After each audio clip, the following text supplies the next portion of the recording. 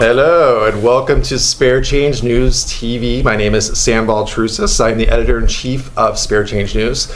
Joining me today is Alex Ramirez. He is our trusted reporter, our star reporter.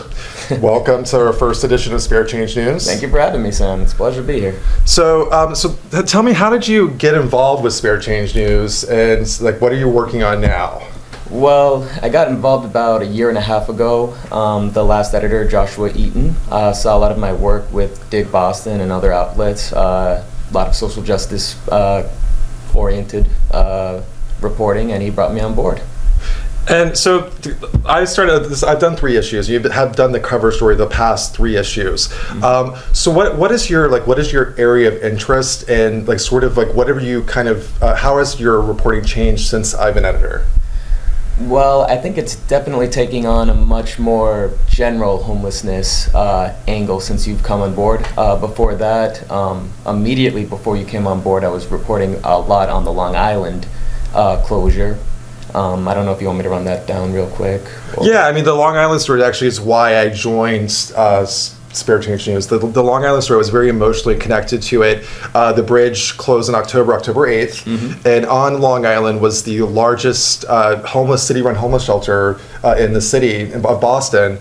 So hundreds of people were affected by that closure. You were one of the first people to report on the Long Island Bridge before it even closed. Yes, way back in about April or March of last year, I wrote about how the bridge was just not getting its funded, how it was in the middle of this intermunicipal dispute between Boston and Quincy. Quincy was particularly hostile to the bridge, and they put a lot of roadblocks whenever the bridge needed funding for repairs. But there was just so much conflict, at least a couple decades of just these disputes between the mayor of Boston and the mayor of Quincy.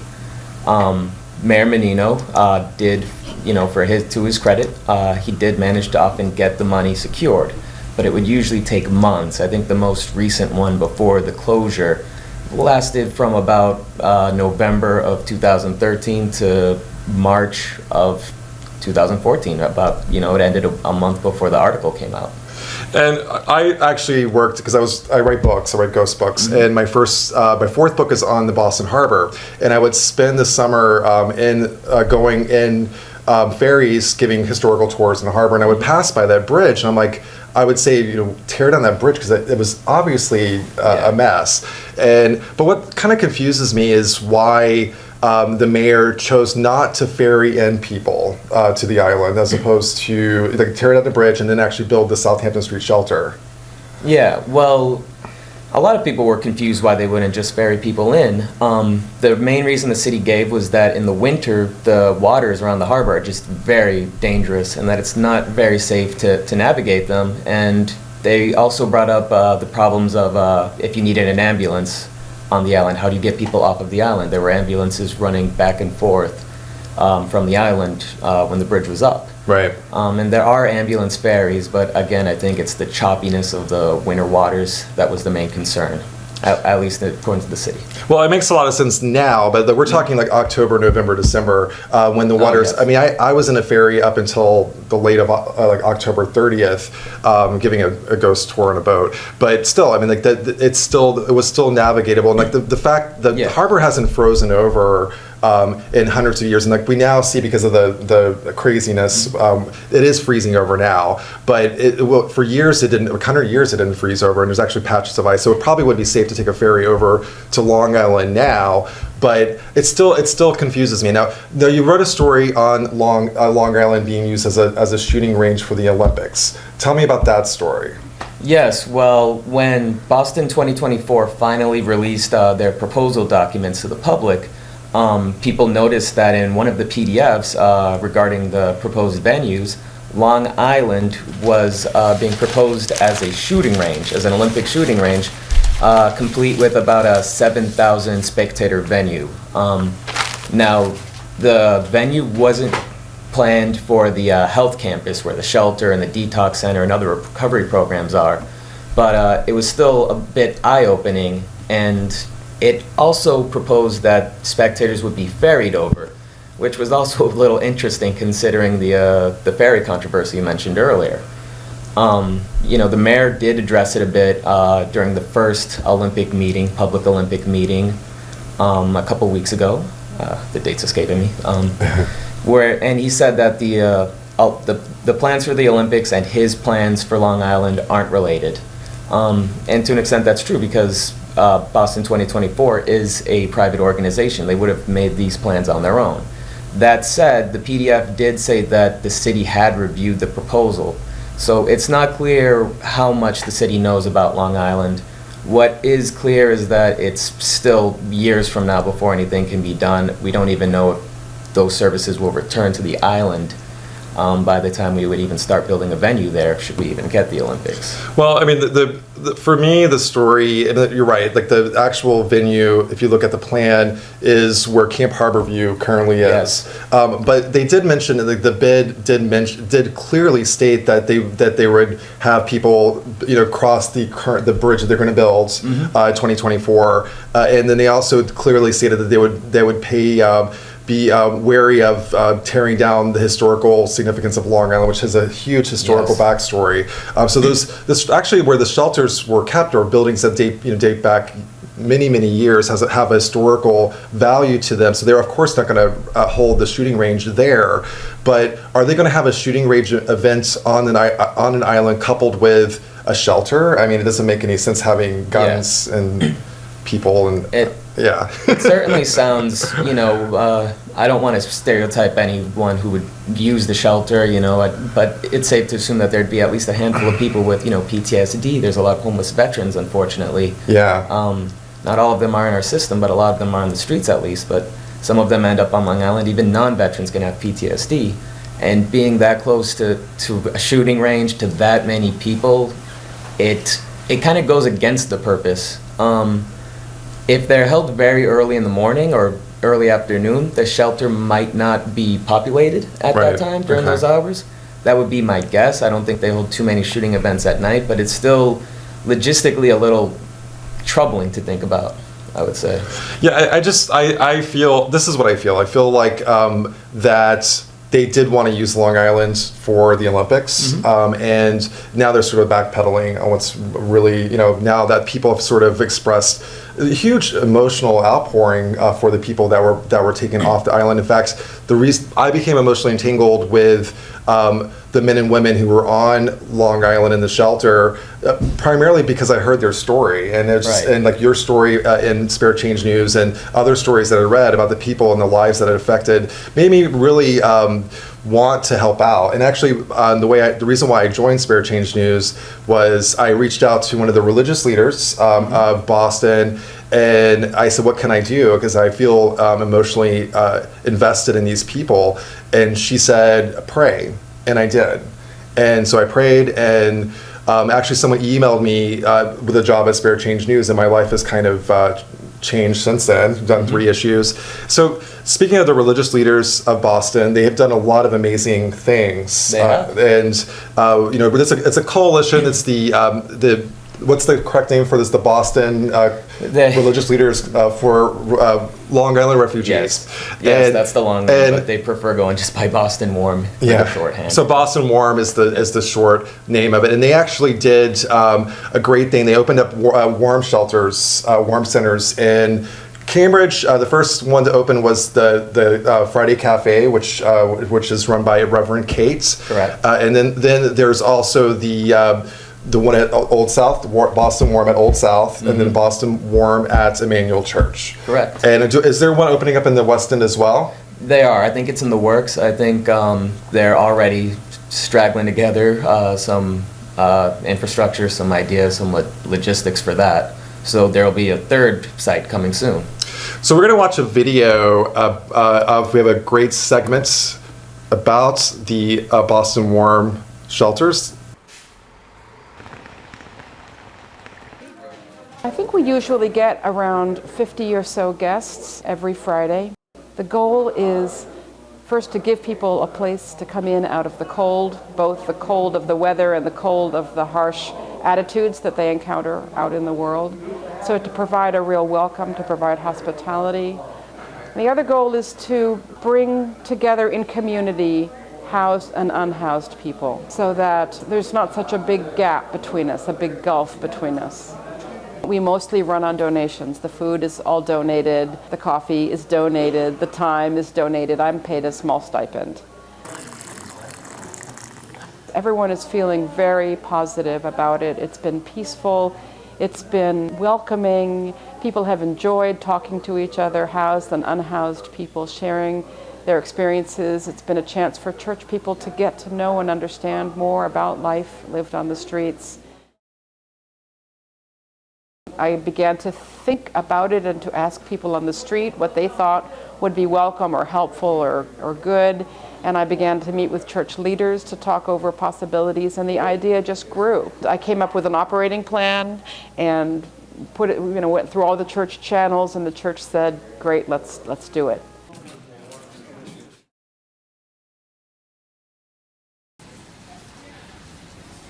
The Warm Center opened on Monday, January 16th. We have just completed our second week of operation, and it has been a success that is probably beyond what we could have imagined. We are serving from 80 to 100 individuals per day, and they range from probably mid-20s to, I wouldn't know, 60s and 70s across all demographics.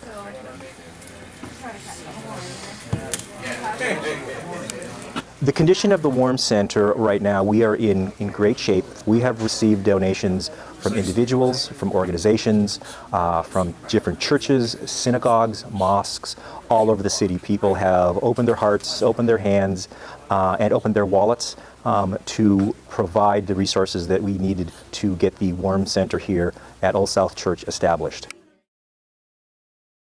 They are very happy to have a place to go during the day because most of the shelters, the overnight shelters, close during the day and they have to leave and take their belongings with them.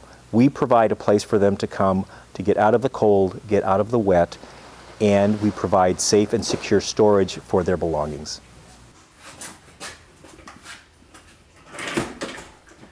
This will only be open when you're here. Nice. You come in. I'm Matt, you remember me? I'm number 87. You come in here, I will go get that, bring the locker out, you can open it. You were so kind to me. I'm Hey. so grateful. You are my fellow man. You know what? That's who I'm here for. Take care of yourself. Thank you, Dave. It's a great, heartwarming video there. Yep. So tell me about, there was actually something that we put on our Facebook. And speaking of Facebook, we find us on Facebook. We're doing a really good job when it comes to covering local news when the issues aren't out on Facebook and on Twitter as well. But there's also a post on Facebook from Boston Warm that on February 14th, they posted sort of a wish list on Amazon for basics like underwear or basics that the homeless population need, and they had 500 packages delivered on the 18th. Yes. So it's the power of social media, it's the power of loving people and help people, the private sector helping our community. And speaking of the private sector, so that there was something in your article talking about sort of the private sector stepping up, and there's a shift towards, like say the clergy, instead of writing a check, actually being hands-on. Have you noticed that shift? Yes, definitely. And as you're pointing out, Boston Warm, they're setting up these actual drives. They have that Amazon wish list out there. And it really is about approaching this more hands-on, real person-to-person involvement that charity can often be hands-off, but so can real social justice activism. Oftentimes you're just kind of arguing for the abstract in one hand or just the material on the other, just the dollar amount on the other.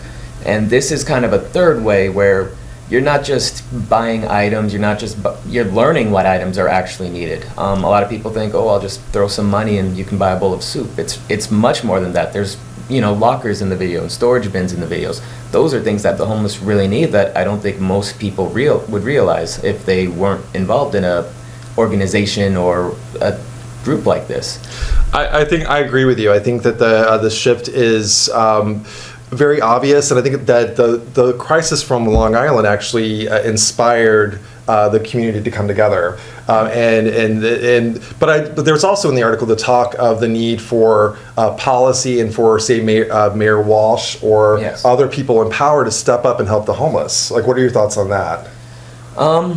I do want to give the city the benefit of the doubt that they are doing their best. It's just that they've been a little slow to act. They got Southampton open in early to mid-January, but that was 3 months after the crisis. And most of the movements they did were very much behind the scenes. A lot of us didn't know what was going on until, a Boston Globe article dropped every 2 to 3 weeks with limited information. Some of the community meetings about where they would replace some of the recovery programs were very under-publicized. There was one in Mattapan that just got almost no word of mouth was spread about it. People who did show up, the handful of people who showed up to that meeting, found out that day from a local newsletter. Wow. So speaking of, we're going to show a video of Mayor Walsh. One of the best things of being mayor of the city of Boston, and one of the best things I've done as mayor of the city of Boston to date in my career, is being here today. To be able to look and see that all of the people in Boston who actually care about homeless people, these are people that work in the city, these are people that work in the private sector, that this is one of our greatest accomplishments in the city of Boston, opening 100 detox beds. This is the most important thing we can do as a city of Boston, is to make sure we take care of the people in our city that need the help the most. And I can't think of many other people in our city that need help more than the homeless people in our city of Boston. And we're going to be there for them every single day. I will be there, the city council will be there, the state senate, the state house, the representatives. We will all be there every single day to make sure that we do everything we can to help the people in the city of Boston that right now are out in the street and don't know where to go. Thank you for being here today. Thank you very much.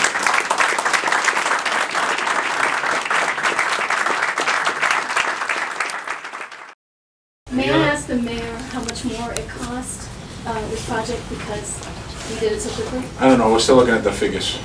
We don't have a cost right now, but we will work on that. I think we had some in-kind contributions and things like that, so we're gonna work on all the figures. Any other questions? Can we ask about another topic? Yes. Extended school hours. Yeah, I'm very excited that the teachers union yesterday voted overwhelmingly in support of extending the school. We're working now on instituting, we're going to work over the next year, instituting 40 additional hours in next year's school year, and then we'll be able to incorporate into all the schools. And I want to thank the members of the city council as well who were helpful in talking about this out there. This is exciting. We've been criticized in Boston over the last decade or so for having the shorter school day. We no longer have the shorter school day. Mayor, I know this is a little bit off topic, but can you comment real briefly on the situation on 93 earlier today, the protest? Why don't we talk offline on that? What I have here, last question on it. I'm just trying to think how to answer it. I made it perfectly clear that I was not happy with the fact that the protesters shut down the highway. I think it's dangerous first for them to do that, and also you disrupted a lot of people's lives. No idea if there was an ambulance coming down the highway, if people had a medical emergency, and I think the fact what they did, I just don't understand it. I've made it perfectly clear that I would love to have a conversation with anyone who wants to have a conversation with me. My doors are open. I made it very clear at the State of the City on Tuesday night that we are open to talk about any issue. We're talking about it, and I think that somebody should take me up on that offer. All right, thank you. What we hear from Mayor Walsh of Boston, Martin J. Walsh, is that he is definitely set on helping the homeless, and he's making the obvious attempts to open up the Southampton Street shelter in a record 2.5 weeks. They built this shelter, but it's only 100 beds and it's only for men. Yes. So what about the women? It's still not clear what about the women. When I asked interim director of the Boston Public Health Commission, Huey Gwynn, about women, he said that there definitely is a need to help women, but population-wise, they still are a smaller population than men. That said, I think they're also much more underrepresented. However, there is some talks about converting Woods Mullen into a women's-only shelter, and when this Southampton shelter is complete, making it a men's-only shelter. Woods Mullen holds roughly 100 beds, so that would be a very big women's shelter. Well, I mean, to kind of give the setup now, Woods Mullen is central intake. So whoever needs shelter, especially during this horrific weather that we've had, they check in at Woods Mullen, and some of them are sent to Southampton Street, others are sent to Pine Street End, perhaps, or is it? It's all city-run shelters. It's definitely the base of operations. In the past, when Long Island was still open, there would be two lines. They put people into these. They looked like cages. They were these big chain link boxes with a hallway divider down the middle. One side would wait on the bus to Long Island. They'd get checked, patted down because it's a dry shelter. They don't want people bringing in alcohol, drugs. And the other side was to get into Woods Mullen.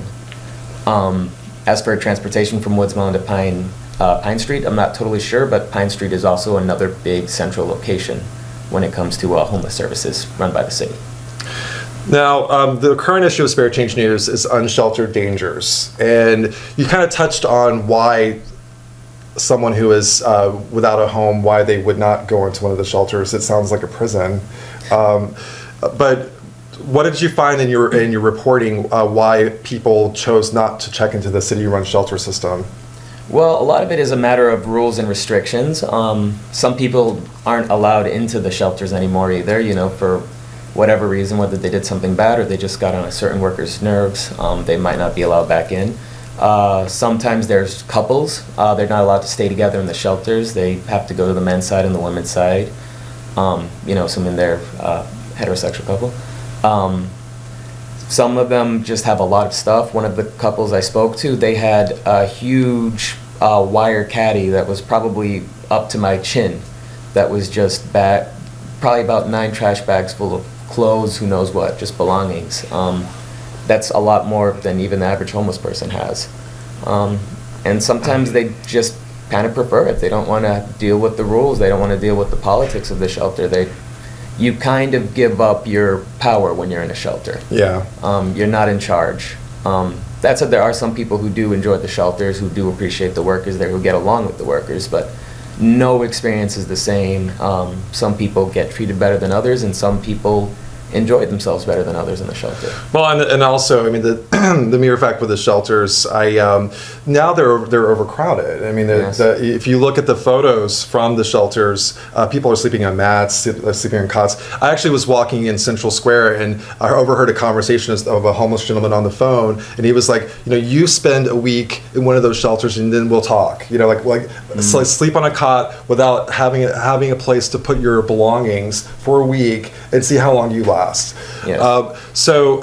Speaking of belongings, like the Southampton Street shelter is new, but one of the downsides to it, from what I've talked to who people have stayed there, is there's no storage. There's no place to store your belongings. People are taking showers with their belongings, and their belongings are getting wet. And this is the only thing that they have. Like if they have clothes, like this may be the only pair of pants that they have, and they have to take it into the shower with them so someone wouldn't steal it, or because they can't leave it on their bed. So it's flawed. It's flawed, and and we need to really look at how we treat our homeless population, and also really maybe talking to them and say, like, hey, what do you need when you're building a facility, $1 million, multi-million-dollar facility? Talk to the homeless people and see what they need.